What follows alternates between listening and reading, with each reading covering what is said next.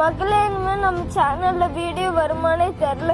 ஏன் தெரியுமா? இப்ப கொஞ்ச நாளா இந்த சின்ன பையன் எல்லாரையும் ஸ்கேம் பண்றான்னு சொல்லிட்டு நிறைய இன்ஸ்டாகிராம் கிரியேட்டரும் அதுக்கப்புறமா யூடியூபரும் சொல்லிட்டு அவங்களோட பேஜ்ல வந்து போஸ்ட் போட வந்து ஸ்டார்ட் பண்ணிருக்காங்க. சரி, இது ஒரு பக்கம் இருக்கட்டும். நான் இன்ஸ்டாகிராம்ல ரீல்ஸ் ஸ்க்ரோல் பண்ணாவே இவனை பத்தி வீடியோ மட்டும் தான் ஃபுல்லாவே வருது. சரி, இவன் இவ்வளவு பெரிய ஆளா, இவன் அப்படி என்னதான் பண்ணிருக்கான்னு சொல்லிட்டு இவனோட இன்ஸ்டாகிராம் ஐடிக்குள்ள போய் பார்த்தாதான் தெரியுது கிட்டத்தட்ட 7 லட்சம் ஃபாலோவர்ஸ் கிட்ட வந்து அடிக்க போறான். சரி, இந்த சின்ன வயசுல எப்படி இந்த 7 லட்சம் ஃபாலோவர்ஸ் கிட்ட அடிச்சான்னு சொல்லிட்டு அவனோட இன்ஸ்டாகிராம் ரீல்ஸ் மொத்தத்தையும் நான் பார்த்துட்டு இருந்தேன். இவன் கண்டென்ட் எதை பேஸ் பண்ணி இருக்குன்னா, சப்ஸ்கிரைபர் ஒரு டாஸ்க் கொடுத்து இவன் வந்து அது கம்ப்ளீட் பண்ற மாதிரி தான் ஃபர்ஸ்ட் இருந்தது. இப்போ கொஞ்ச நாளா இவன் கண்டென்ட் எதை பேஸ் பண்ணி இருக்குன்னா, ஃபுல்லா டிவிக்கே ஃபோக்கஸ் பண்ணி தான் இவன் வீடியோ வந்து போட ஆரம்பிக்கிறான். ஸோ தளபதி மாநாட்டுக்கு போறது, தளபதி வீட்டுக்கு போறது, அது மட்டும் இல்லாம ஸோ மலேசியாவுக்கு போயிட்டு அவர் ஆடியோ லான்ச் எல்லாம் பார்க்கணும்னு நினைச்சான். ஆனா இவன் வந்து போகவே இல்லை, இங்க இருந்தே உருட்டிக்கிட்டு இருக்கான். அதாவது இவன் இன்ஸ்டாகிராம்ல போட்ட 80% வீடியோ எப்படி இருக்கும்னு பாத்தீங்கன்னா, அழுவுற மாதிரி போட்டிருப்பான். அதுக்கப்புறமா சப்ஸ்கிரைபர் டாஸ்க் பண்ணி எல்லாமே கம்ப்ளீட் பண்ணிருப்பான். இவ்வளவு கம்ப்ளீட் பண்ணியும் எனக்கு வந்து ஃபாலோவர்ஸ் கிடைக்கல, சப்போர்ட் கிடைக்கலன்னு சொல்லிட்டு அழுது இருப்பான். அது மட்டும் இல்லாம அழுவுற மாதிரி எல்லாம் வீடியோ போஸ்ட் பண்ணுவான். கரெக்டா தம்பி மூஞ்சி அப்ப நீங்க போக்கஸ் பண்ணாவே தெரியும். கரெக்டா 2 சொட்டு தண்ணியை வந்து கண்ணில் விட்டுருவான்.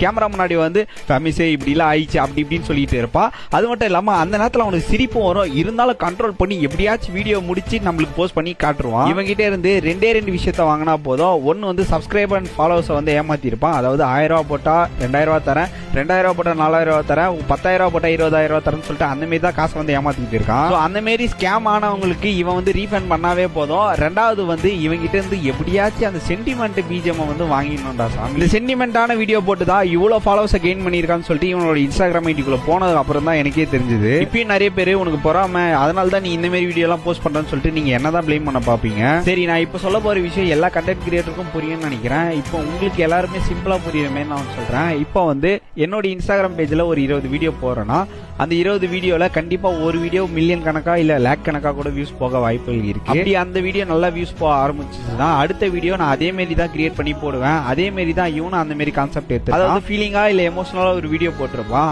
அதே மாதிரி தான் இவனும் அந்த கான்செப்ட் கையில எடுத்திருக்கான்னு நினைக்கிறேன். அதாவது ஃபீலிங்கா இல்ல எமோஷனலா ஒரு வீடியோ போட்டிருப்பான். அந்த வீடியோ நல்லா ரீச் ஆன நல்லா ஃபாலோவர்ஸ் கெயின் பண்ண அப்புறமா ஸோ அதே மாதிரி வீடியோ கிரியேட் பண்ணணும்னு சொல்லிட்டு அவன் வீடியோவை பார்த்தீங்கன்னாவே தெரியும். ஒரு 80% வீடியோல full and full feelings BGM போட்டே கவர் பண்ணியிருப்பான். அதுவும் அழுவுற மாதிரி சிரிச்சுக்கிட்டே வீடியோ போடுவான். அதெல்லாம் பார்க்க சொல்லி சரியான கடுப்பாயிடும். நான் சொன்னதுல ஏதாச்சும் தப்பா இருந்ததுன்னா மறக்காம கமெண்ட் செக்ஷன்ல மட்டும் சொல்லிட்டு போயிடுங்க.